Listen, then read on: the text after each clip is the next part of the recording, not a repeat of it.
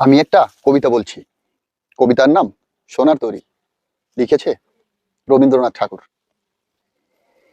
গগনে গরজে মেঘ ঘন বরষা, কুলে একা বসে আছি নাহি ভরসা। রাশি রাশি ভাড়া ভাড়া ধান কাটা হলো সারা।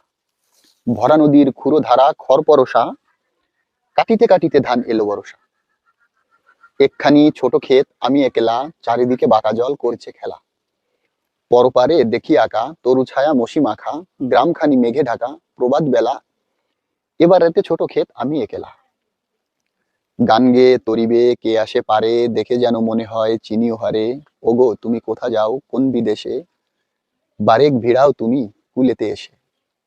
যেও যেথা যেতে চাও, যারে খুশি তারে দাও, শুধু তুমি নিয়ে যাও ক্ষণিক হেসে আমারই সোনার ধান কুলেতে এসে। যত চাও তত নাও তরণী পরে, আর আছে আর নাই দিয়েছি ভরে। এতকাল নদী কূলে জাহালো এ সিনু ভুলে, সকলই দিলাম তুলে থরে বিথরে। এখন আমারে নাও করুণা করে। ঠাই নাই ছোট সেতরি, আমারই সোনার ধানে গিয়াছে ভরি। শ্রাবণ গগন ঘিরে ঘন মেঘ ঘুরে ফিরে, শূন্য নদীর তীরে রহিন পড়ি। যাহা ছিল নিয়ে গেল সোনার তরী।